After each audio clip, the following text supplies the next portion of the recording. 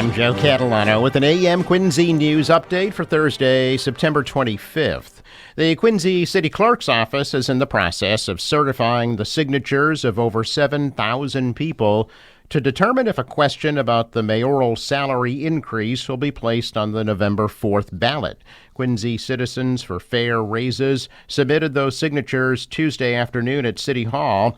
The group said they need 5,500 certified signatures for the ballot question. However, they wanted to have a buffer in the event some signatures are not certified. The question would roll back the mayor's annual salary from $285,000 to $183,000.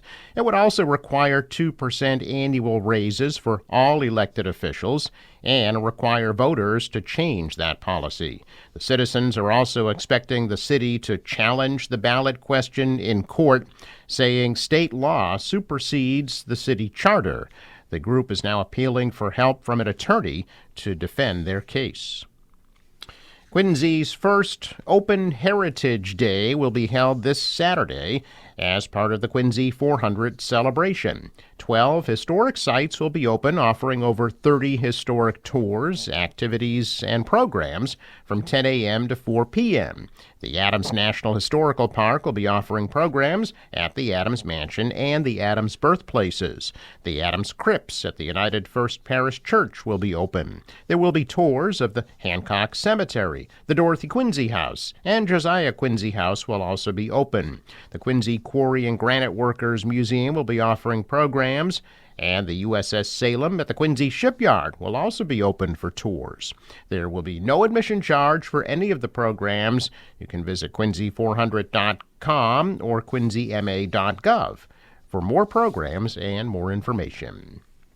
Well, the clock is ticking for the MBTA to respond to the Trump administration after it threatened to pull federal transportation funds over safety concerns. The letter sent by U.S. Transportation Secretary Sean Duffy last Thursday requested written safety reports within the next 2 weeks. It called out transit systems in Boston and Chicago, two cities the department said allow cashless bail, which allows deranged criminals to repeatedly terrorize public spaces. The federal government is now asking for information about actions being taken to deter crime, stop fare evasion, and provide a clean environment for riders. Their request also asks for a summary of all sources of funds received for fiscal years 2025 and 2026 relating to safety and security. The T does receive federal funds to support capital projects, including station upgrades and service expansions. The MBTA's itemized budget showed that the T received about $10.2 million in fiscal year 2023, $31.3 million in fiscal 24, and has $191 million coming in fiscal 25. If the T does not respond within 2 weeks, it could face federal dollars being withheld.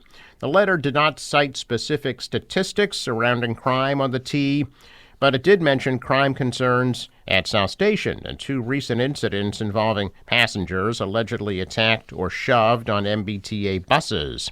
MBTA General Manager Phil Eng said last week he will cooperate with the federal government's request for more information. MBTA Police Superintendent Richard Sullivan said last month that serious crime rates at South Station are extremely low and that crime reports are down 16% compared to last year. Avon firefighters, police, and other law enforcement responded to a fatal industrial accident at a business in Avon on Tuesday.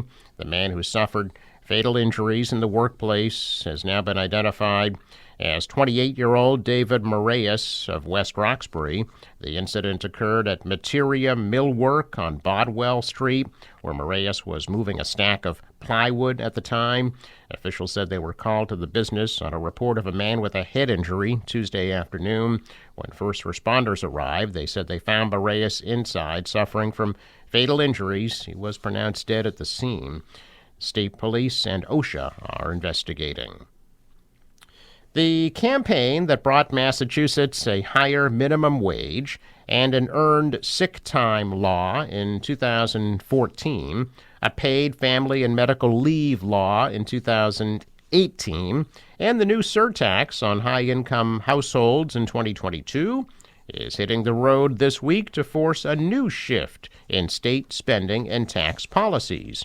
Starting with a town hall today in New Bedford, the union-backed umbrella group Raise Up Massachusetts planned similar gatherings throughout October designed to drum up support and momentum for proposals the group says could make about $1.6 billion in revenue available to offset some of the coming cuts in federal spending. The coalition wants the legislature to pass a measure that could generate $400 million in new annual revenue by raising the share of offshore profits subject to the 8% corporate tax from 5% up to 50%, a level it says is in line with the approaches taken by other states and the federal government. The change, it says, will make billionaire global corporations like Apple, Amazon, McDonald's, and Walmart pay their fair share in state taxes. The Fair Share slogan was also central to the coalition's 2022 campaign to tax higher-income households.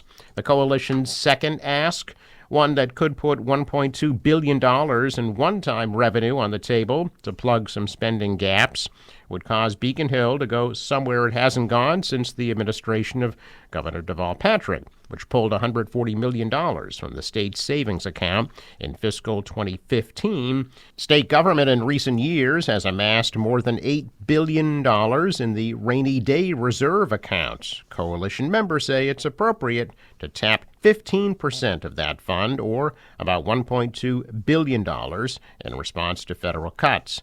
They say the move would still leave a significant balance in the fund to respond to future economic downturns. A former NHL player is organizing a charity gala in Boston to raise funds to support people recovering from addiction. Kevin Stevens, who grew up in Massachusetts before going on to a Stanley Cup-winning NHL career, is hosting a gala for his foundation, Power Forward 25. As a child, Stevens dedicated his life to hockey at Hobbemack Ice Arena in Pembroke. Now 60 years old, the former NHL great is committed to giving back to those in recovery from addiction through his foundation. The name of the foundation, Power Forward 25, is a nod to Stevens' position with the Pittsburgh Penguins, while the cause is deeply personal, rooted in his own experiences with addiction, loss, and recovery. That road now includes providing hundreds of scholarships each year to individuals coming out of treatment, offering them a chance to transition to a sober home. Stevens and his supporters have raised hundreds of thousands of dollars through events to support the foundation, including its first ever gala, which is set for tonight at the Seaport Hotel in Boston. Well, the last of the Saturdays in the Park free concerts at Safford Park on Beale Street in Wollaston is this coming Saturday. The Wollaston Hill Neighborhood Association sponsors the events every Saturday in September from 2 to 7 p.m. The events also feature a cash bar and foods. The Friends of Wollaston Beach have two events this weekend on the beach. Saturday is the annual Coast Sweep Beach Cleanup. Volunteers will gather at the south end of the beach from 10 a.m. to noon for the annual fall cleaning. And then on Sunday, the Friends will be hosting a kite festival on the beach from 2 to 4:30. The Neponset River Watershed Association will hold their biannual Neponset River Fall Cleanup this Saturday from 9 a.m. to noon. Volunteers will gather at locations in Quincy, Dorchester, Hyde Park, Milton, Mattapan, Canton, Norwood, and Walpole to remove trash and invasive species.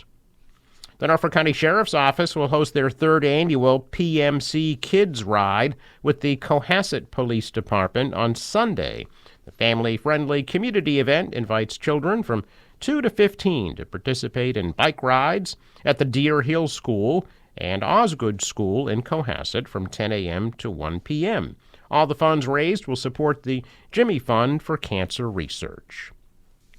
Check of business news this morning. Stocks pulled back yesterday. The Dow was down 171. The Nasdaq fell 75, and the S&P lost 18. Asian stocks are mixed. The dollar fell. The euro rose. Oil at $64 a barrel. Sports, Red Sox beat the Blue Jays 7-1 in Toronto last night. They're back at it tonight at 7.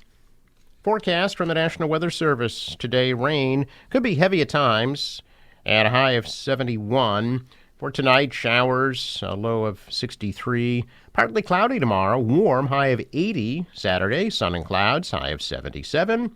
Cloudy on Sunday and a high 76. The marine forecast calls for 2 to 3 foot waves, southeast winds at 10 to 15, gusting to 20 knots, and a high tide at 2:16 p.m. Sunrise 6:34, sets at 6:35. I'm Joe Catalano with an AM Quincy news update for Thursday, September 25th.